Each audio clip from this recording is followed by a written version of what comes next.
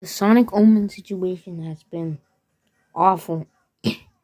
Recent reports, well, not recent anymore since it was like 3 months ago, but reports of one of the composers stealing music from Cars 2, the video game, Maria's underwear and the files, or something weird like that. Even though Maria is 12 years old, and the Patreon situation, it has been it has been wild.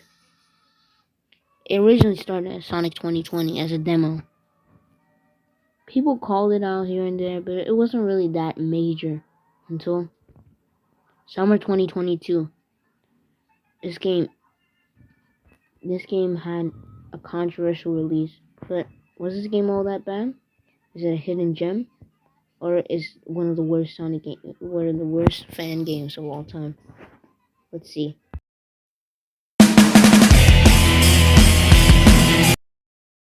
This story is just one of the worst Sonic stories. This Chris Thorndike is really in this, blending in Sonic X and the Meta X. Really? It's not a coherent flow between them. It's just so stupid. It's just terrible. Terrible. It tries to be serious, but it fails, especially with the voice acting. The voice acting is god awful. Especially Shadows. Shadows is not really that good.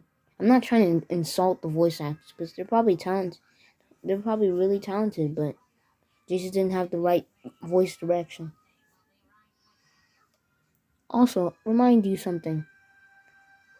Eggman's voice actor played the game, and it showed how frustrating it was. He was crying. I think he was like crying or getting mad throughout the stream, and they were laughing at him. This shows how terrible of how they are. How do you laugh at one of your voice actors playing and having a difficult time to? Wouldn't that show you how the game is actually, you know, not really that good? We'll move on to that in just a second. Now, let's move on to the presentation.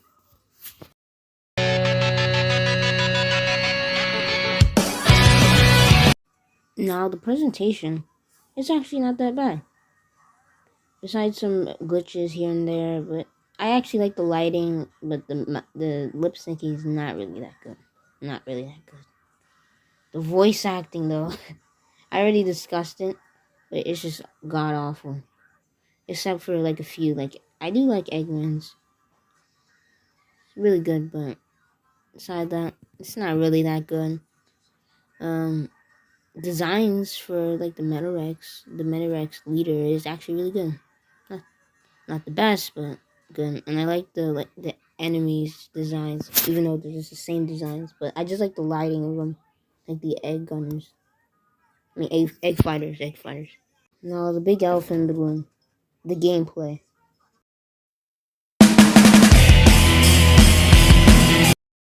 Now the gameplay is a mix of adventure era Sonic and boost era Sonic, but this level design is just not good. The level design is just awful.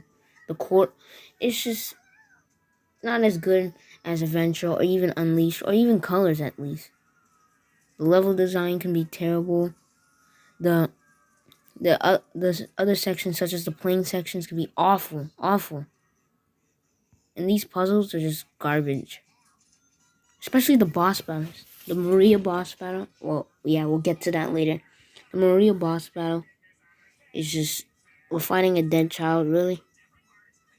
And it's insanely hard. Insanely hard. And it makes no sense. Why is it this hard? But we gotta move on to the big elephant in the room. The original controversy surrounding Omens. Well, this Patreon thing, I just think it's awful. Why would they even fund a game that they don't own? And I seen this, not fund the game they don't own, but put a Patreon, a paywall against your games. People argue that this is just an attempt to a side Patreon, but the locking features behind the Patreon. Other people try to use this opportunity to call out the Sad AM revival and Sonic Smackdown. Well, here's the difference. Saturday M is a TV show, right? Sega isn't business isn't TV shows. It makes it all right, and even then, the money that's used from the TV show is gonna fund producers. It's not gonna be pocketed. And for Sonic SmackDown, once they knew they got ads, they took it down immediately. They didn't try to argue like with Obros is doing, the Sonic Omens creator. And let's check out something else. Now let's just move on to the first topic. The first topic. It's less bad, but it's still terrible. Taking Cars to the video game soundtrack and just claiming it as your own. It can take you. They can take you into court for that. Technically, you're stealing their work and claiming it as yours. But that's not important right now. Maria. I hinted this before, but they were using Maria's underwear and they titled it "Bad Girl in the Files."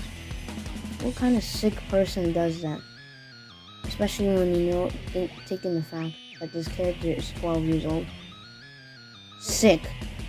Disgusting. And I think this person said it was a joke, but it's not something funny. Nobody's laughing.